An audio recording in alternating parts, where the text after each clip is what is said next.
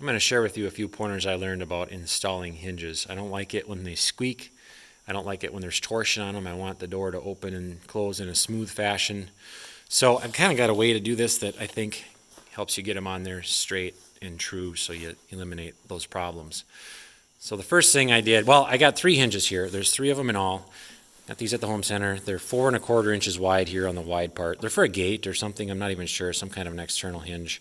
You can buy them painted black, galvanized, or non-galvanized. I would recommend getting galvanized or painted. They have a nylon bushing. It's kind of hard to see, but right in there, so it helps eliminate squeaks too. That's one of the things I really like about them. When installing these, I'm going to do the top and bottom hinge first. This is the bottom of the door. That's the top up there. Not that it really matters here, but I made sure I'm doing the hinge side with my 1-inch lip, not the one with the 1.5-inch lip. You don't want to get that wrong. And I got it's a 2x4 under there for backbone. So I came up 5 inches, made a mark. Same with the top. Came down 5 inches, made a mark. So I got this sitting right at 5 inches. It doesn't need to be 5, but it seemed about right. You just put the hinge on there. You have this folded down basically at a 45. I'm sorry, at a 90. And then mark that center hole. I pre-drilled it with a 1/8-inch drill bit and then ran my screw in. I'm only going to do one there now. And then same thing on the other end.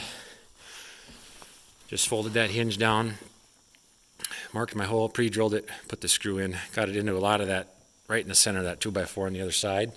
And then after I had the top and bottom hinge on, I snapped a line, hooked it and snapped a line right across the edge of the hinge there.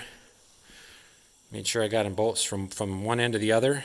And then I put the middle hinge on and I used that line as a gauge. If you've cut your door, if it's a factory edge of the plywood, you're probably okay. But if you use a skill saw and you have maybe an 1/8 inch of waver, it's going to have that middle hinge is going to be tweaked if you did it like the top and bottom. So this gives you a reference point for putting that hinge in and out, gets you exact. So all 3 hinges are exact. It's going to work better that way. And then after I get just the one screw in there, even with one screw, you could be tweaked a little bit like that. So I take a straight edge and I just go between 2 hinges, set it on the bottom, and then come up to the middle hinge and I can straighten it out, get that just absolutely perfect there should be no gap in there at all, just like so. And then same with the other end. Now I'm ready to pre-drill these other 2 holes and run screws in them. I'm going to pre-drill them so I can get that hole right in the center, because if you run a screw in there and the hardness of the plywood runs that screw off to one side or up and down, it's going to tweak that hinge and then it's not straight. So it's something I've learned, kind of a way to get those really exactly straight. I think that's important if you want your door to operate smoothly and quietly.